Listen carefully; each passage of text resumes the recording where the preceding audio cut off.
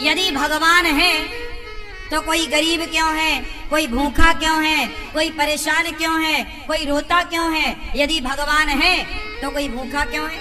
अच्छा ये बताओ, भगवान ने ही तो तुम्हें ये स्वस्थ शरीर दिया है और पांव दिए हैं, हाथ दिए हैं, बना दिया ना तुम्हें कमा के खाने लायक। अब तुम कमा के खाने लायक हो फिर भी भूखों मरो तो इसमें भगवान का दोष है कि तुम्हारी अकर्मण्यता है।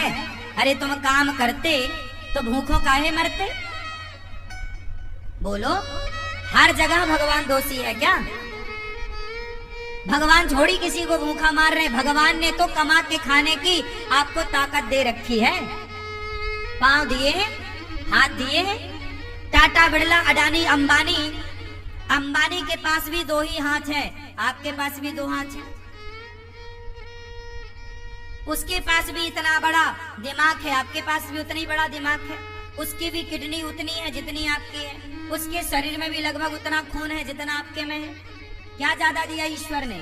उसने मेहनत की, उसने दिमाग लगाया, तो आज उसके पास सबसे ज्यादा पैसा है। तो ईश्वर ने तो आप सबको सब कुछ दे रखा है। आप अपने मन का, इंद्रियों का, अपने बुद्धि का सदुपयोग करो तो कोई गरीब नहीं होगा। कमाओ ना। किसने हाथ पकड़ा है? अंबानी तो नहीं कहते कि मैं गरीब हूं, मेरे पास खाने को नहीं है। वो मेहनत करते हैं, आप करो ना मेहनत। और भगवान को गालियां देने से क्या होगा?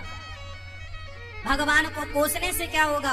अरे भगवान होते तो कोई गरीब क्यों होता? अरे भगवान है, सब तो दिया है तुम्हें। देखने को आंख दी, सुनने को कान दिया, चलने को पांव दिया। ये कोई तुम्हारे बाप ने थोड़ी दिया है। क्यों? तुम्हारे पांव तुम्हारे बाप ने दिए हैं क्या? तुम्हारी आंख तुम्हारे बाप ने दी है क्या? सब कुछ भगवान ने तो दे रखा है। अब फिर भी तुम भूखो मरो तो इसमें भगवान का क्या दोष है? तुम करते क्यों नहीं होगा?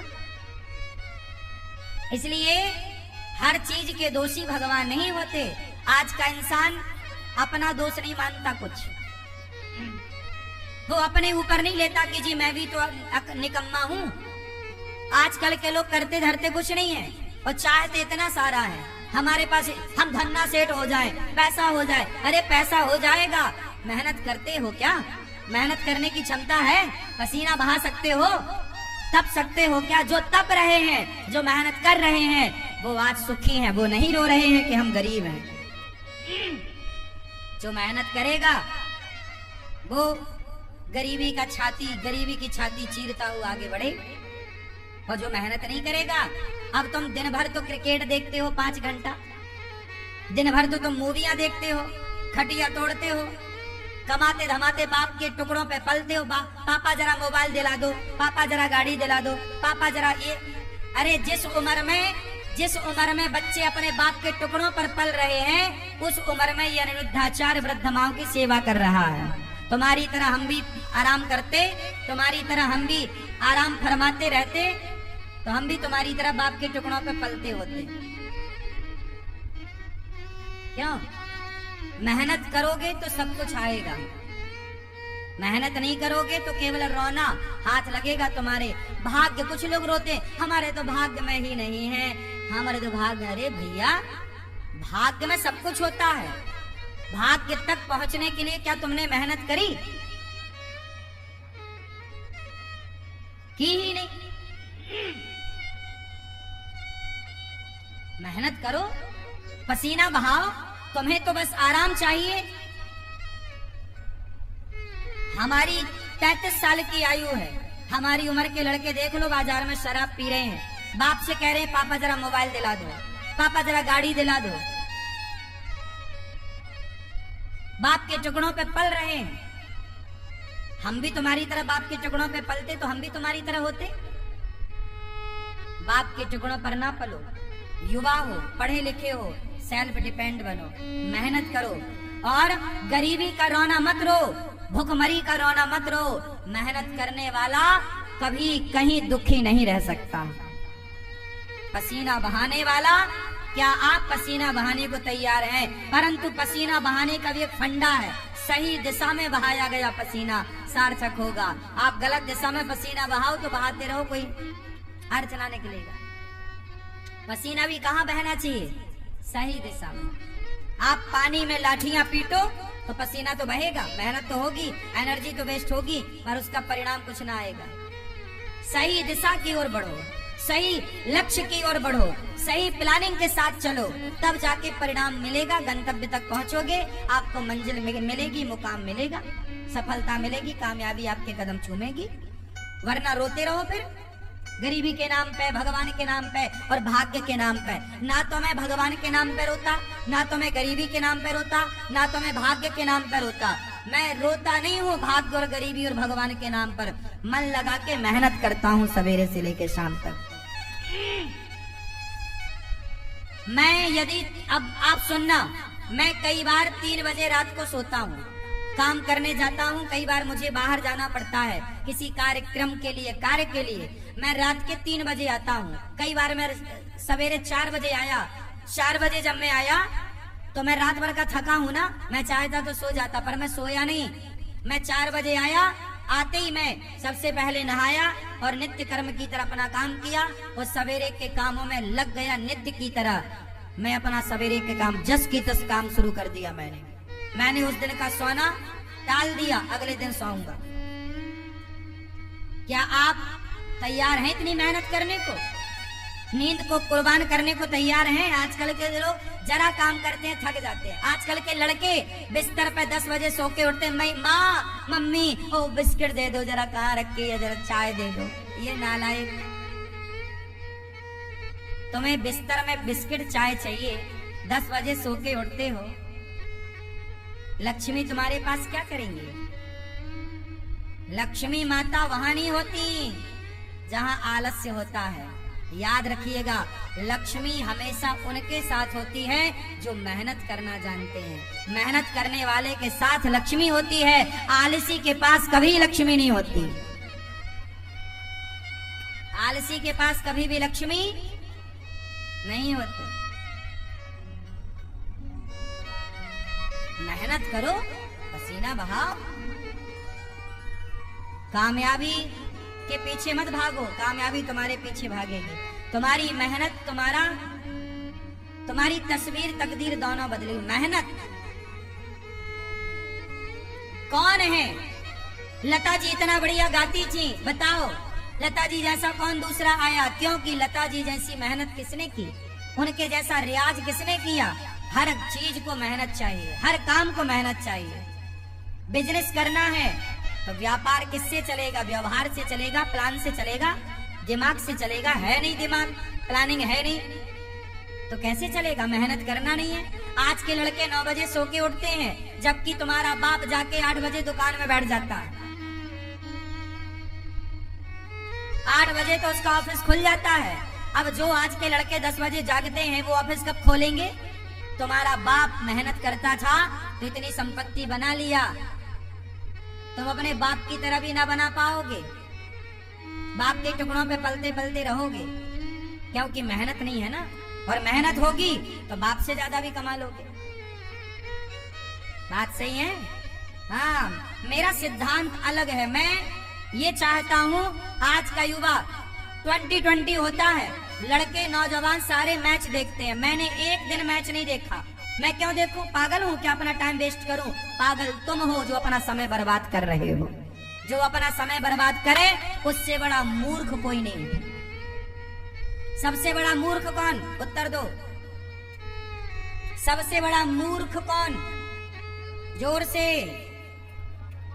जो अपना गोल्डन टाइम, जो अपना समय बर्बाद करेगा, वो सबसे बड़ा मूर्ख है। और आज के बच्चे मूवियां देखने में, क्रिकेट देखने में समय इनका सार्थक जा रहा है कि बर्बाद? चाहे पाकिस्तान जीते क्रिकेट में, चाहे श्रीलंका जीता क्रिकेट में, तुम्हें क्या मिला? अरे चलो, भारत का मैच है, कभी एक आध देख लिया, चलो हमारा भारत जीत गया, चलो खुशियां मना ली, एक आध देख लिया। ये थोड़ी कि दिन रात तो मैच ही देखो। ये क्या भाई? जिस समय में आज के बच्चों को कामयाब हो जाना चाहिए, उस समय ये चौका छक्के में तालियां बजाने में लगे हुए हैं। ये उम्र तुम्हारे सफल होने की है, ये उम्र तुम्हारे कामयाब होने की है। अनिरुद्धाचार्य जब 17 साल का था, जब मैं 17 साल का था ना, तब मेरे ऊपर घर की जिम्मेदारी आ गई थी कि घर में नमक है कि नहीं, तेल है कि नहीं, दाल है कि नहीं, चावल है कि नहीं, आटा है कि नहीं। यदि घर में चूल्हा जलता, मैं मेहनत करूंगा तो चूल्हा जलेगा, नहीं करूंगा तो चूल्हा नहीं जलेगा, ये स्थिति थी। 17 साल की उम्र से मैं कमाने लग गया, काम करने लग गया, परिवार की जिम्मेदारी कंधे पे आ गई और तब से काम करता रहा हूँ। और आप अपनी एक माँ की सेवा कर लो तो बड़ी कृपा है। आज आपका ये बेटा, आपका ये भाई 280 वृद्ध माओं की सेवा कर रहा है, बेसहारा माओं की सेवा कर रहा है। और ये बच्चे अभी क्रिकेट देखने में लगे, समय बर्बाद करने में लगे हैं।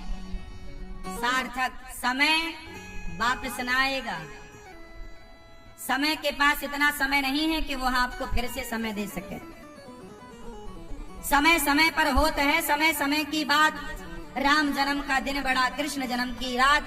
सबसे समझदार कौन? जो अपने प्रत्येक क्षण का सदुपयोग कर ले, वो समय का सदुपयोग करने वाला समझदार है। समय का दुरुपयोग करने वाला मूर्ख है। और सबसे बड़ा धन है संतोष। जितना विधाता दे दे उतना बहुत है, लेकिन मेहनत जारी। मेहनत तो बहुत आगे करो, खूब मेहनत करो, लेकिन जितना मिल रहा है कंपटीशन मत रखो कि उसके पास ज्यादा उसके भाग्य का है, हम उससे कंपटीशन क्यों करें। मेरा कंपटीशन किसी से नहीं है। तेरे भाग्य का तू खा रहा है, मेरे भाग्य का मैं खा रहा हूँ। तेरे हिस्से की मेहनत तू कर रहा, मेरे हिस्से की मेहनत सारे करो। मेहनत का फल ईश्वर देंगे। बस मैं मेहनत करूं, मैं आपसे ईर्ष्या क्यों करूं कि तुम ज्यादा कमाओ। भैया तुम भी कमाओ, ये संसार है, सब कमाओ। कोई हाथ थोड़ी पकड़ता किसी का। तुम अपने भाग्य का खाओगे, मैं अपने भाग्य का खाऊंगा। रावण अपने भाग्य का खाता, विभीषण अपने भाग्य का खाता। रावण के भाग्य में सर्वनाश था, विभीषण के भाग्य में लंका थी। तो भाग्य का कहीं ना जाएगा, लेकिन मेहनत करो। भाग्य भी तब आपके साथ देगा, भाग्य भी जब आप मेहनत करोगे। यदि विभीषण ने राम का साथ ना दिया होता तो क्या विभीषण का भाग्य विभीषण का साथ देता? इसलिए बिल्कुल पक्की बात है कि आपको सफल होना है, भाग्य के भरोसे रोना नहीं है, पर काम करना, मेहनत करना, खूब डट के मेहनत करो। तपाओ अपने आप को, काम की भट्टी में डाल दो अपने आप को, तपते रहो, सीखते रहो। हर दिन कुछ नया सीखो, हर दिन कुछ नया एक्सपेरिमेंट करो, हर दिन कुछ नया सोचो, हर दिन एक नए विचार के साथ जागो, हर दिन एक नई एनर्जी के साथ खड़े हो, हर दिन एक नया इतिहास लिखने के लिए तैयार रहो। क्या मेरी माँ? आराम नहीं। आज के नौजवान बच्चों की तरह मैं सोता नहीं, आजकल के नौजवान बच्चों की तरह मैं फूहड़बाजी नहीं करता, आजकल के नौजवान बच्चों की तरह मैं पिज्जा बर्गर खाता नहीं, आजकल के बच्चों की तरह मैं विचारधारा नहीं रखता, आजकल के बच्चों की तरह मैं सोचता भी नहीं। तुम जो सोचते हो ना, ऐसी सोच को तो मैं लात मारता हूँ। तुम्हारी सोच घटिया है, बढ़िया सोचो, बढ़िया लोगों की संगत। कैकई माता ने, भरत जैसी माँ है, भरत की माँ है कैकई, राम ने दूध पिया है माता कैकई का, लेकिन कैकई की बुद्धि भ्रष्ट हो गई मंथरा की संगति से। जितनी बढ़िया संगति होगी आपकी, उतनी ज्यादा कीमत होगी आपकी।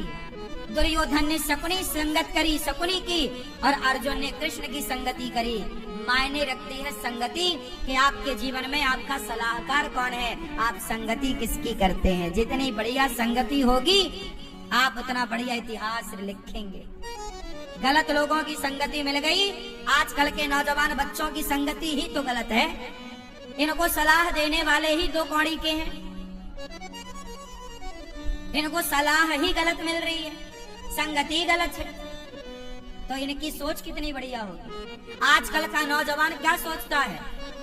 आजकल के नौजवान को 99 नहीं, 99 पॉइंट, फिर 99.99% लोग क्या सोचते हैं? आज के नौजवान बच्चों की सोच बोल रहा हूँ। आजकल के बच्चों को क्या चाहिए? केवल मोबाइल बड़ा मिल जाए, बड़ी गाड़ी मिल जाए, ऐशो आराम मिल जाए, और क्लबों में घूमने का मौका बाप पैसा दे दे तो वो क्लबों में जाके रहे, पराई लड़की के संग नाचे। उसे आज ये चाहिए। आजकल के लड़कों को क्या चाहिए? फ्रीडम चाहिए। फ्रीडम में क्या? बढ़िया मोबाइल, बढ़िया लैपटॉप, बढ़िया गाड़ी, बढ़िया व्यवस्था, 5 स्टार होटल, बढ़िया एक लड़की चाहिए, उसके संग वो घूमेगा, लिवन में रहेगा, बस। इससे ज्यादा आज के ये लड़के सोचते क्या है? इनकी बुद्धि में केवल सुरा है और सुंदरी है। हाँ या ना? सुरा मतलब शराब, सुंदरी मतलब स्त्री। इससे ऊपर का ये आज के नौजवान लड़का लड़की सोच भी नहीं पाते। हाँ या ना? 99.99 लोग ऐसे हैं मेरी माँ, केवल इतना ही सोचते, इससे ज्यादा नहीं सोचते।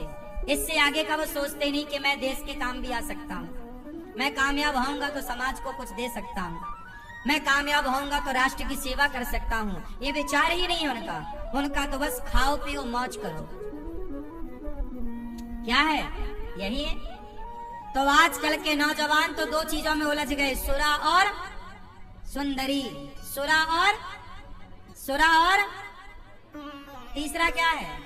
ऐसे लड़कों की मैं संगति नहीं करता, ऐसे लोगों की संगति से नाश करूंगा। क्या तुम्हारी सोच? तुम अपने विचार अपने पास रखो। सबसे विचार नहीं लेना चाहिए, सबसे सलाह नहीं लेना चाहिए। कैकेयी माता ने मंथरा से ली, क्या हुआ? दुर्योधन ने शकुनी से सलाह ली, क्या हुआ? आप भी गलत व्यक्ति। इसलिए हमारे यहाँ गुरु होते हैं। क्या होते हैं? गुरु जी होते हैं। गुरुजन श्रेष्ठ विचार, श्रेष्ठ संस्कार, अच्छा ज्ञान, अच्छी बातें आपके। हमारे यहाँ कभी भी राजा को जीतने की बात नहीं कही गई। हमारे यहाँ सदा दूसरों को मत जीतो, अपने आप को जीतने की बात कही गई है। कंट्रोल करना है तो अपने को कंट्रोल करो, अपने मन को कंट्रोल करो। वाह, हमारा सनातन सबसे श्रेष्ठ है, सबसे श्रेष्ठ विचारधारा हम सनातनियों की। प्रिय भक्तों, सुखदेव भगवान कहते हैं ज्यादा हाय हाय नहीं, जितना मिल जाए बहुत। काम करते रहो, आगे की प्लानिंग करते रहो, जो है संतुष्ट। संतोष क्यों होना चाहिए? हंस वही सकता है जो संतुष्ट है। जो संतुष्ट नहीं है वो केवल रोएगा। वो केवल जो रो रहा है मतलब असंतुष्ट है। जो हंस रहा है उसकी हंसी बता रही है कि संतुष्ट है, इसका रोना बता रहा है कि असंतुष्ट है। सुनो, कॉपी किताबें तो बहुत पढ़ी होगी तुमने, किताबें बहुत पढ़ ली ना। अब थोड़ा इंसानों को पढ़ना सीखो। हम इंसानों को भी पढ़ लेते हैं, पढ़कर बता देते हैं कि तुम्हारा हाल कैसा है।